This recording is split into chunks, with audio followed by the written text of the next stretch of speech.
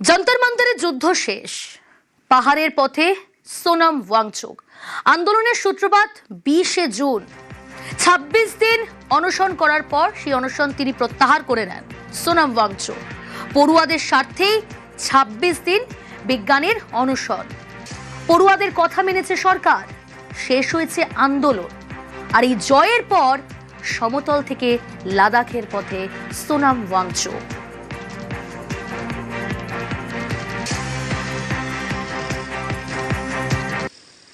मुझे ये तसल्ली हुई कि ये आज भी देश के स्तर पर 100 साल बाद भी और शायद 100 साल या 1000 साल बाद भी प्रासंगिक रहेगा। इसीलिए मैं भारत की जनता और विश्व की जनता से यही कहूँगा कि वो बापू के दिखाए हुए शांति के रास्ते पे ही अपनी व्यथा अपनी फरियाद सुनाएं और उसका हल जरूर होता है, देर से होता है मगर अंधेर नहीं होता है, ये हमने देखा। मैं बधाई देना चाहता हूँ इस देश की युवा पीढ़ी को, इस देश के जनसाधारण और सभी नागरिकों को सबका बधाई देना चाहता हूँ। हमें ये समझना होगा कि ये अगर हल कुछ हुआ है, कुछ उपलब्धि हुई है तो वो हमारे बाजुओं की ताकत से या हमारे लाठियों या पत्थर से नहीं हुआ है, ये हमारे शांति की अपील से हुआ है। इसी पथ पे हम चलना चाहेंगे और देश को भी यही संदेश देंगे। इसीलिए हम यहाँ पर प्रणाम करने उन्हें याद करने आए हैं। মৈত্রী রয়েছে সরাসরি আমার সঙ্গে। মৈত্রী, পড়ুয়াদের স্বার্থে এই আন্দোলন 26 দিন অনশন করেছেন সোনম वांगचुक। এবার জয়লাভের পর সরকার মেনে নিয়েছে পড়ুয়াদের যে দাবি, তারপর জয়লাভ, এবার লাদাখের পথে সোনম वांगचुक স্পষ্ট জানালেন।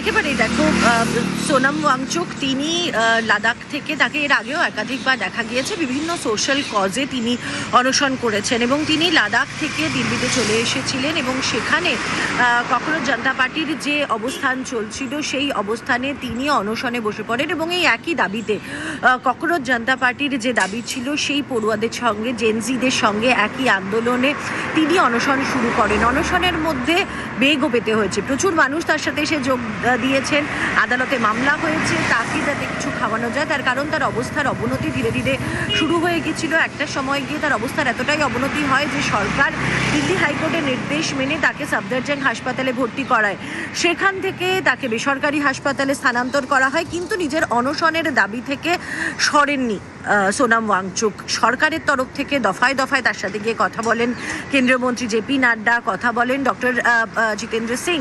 তারা বারবার করে কথা বলার পর সোনম वांगचुकকে বেশ কিছু আশ্বাস দেওয়ার পর, বিশেষত সেই সমস্ত বিক্ষোভরত পড়ুয়ারা যাদের কথা ভেবে আন্দোলন করছিলেন, অনশন করছিলেন সোনম वांगचुक, সেই সমস্ত পড়ুয়াদের ওপর যাতে কোনো আইনি ব্যবস্থা না নেওয়া হয় সেই অনুরোধ, সেই দাবি তিনি বারবার জানিয়েছিলেন। সেই কথায় যখন সরকারের তরফ থেকে সম্মতি প্রকাশ করা হয়, যখন সরকার বিষয়টি মেনে নেয়, তারপর 26 দিনের মাথায় নিজের অনশন প্রত্যাহার করেন।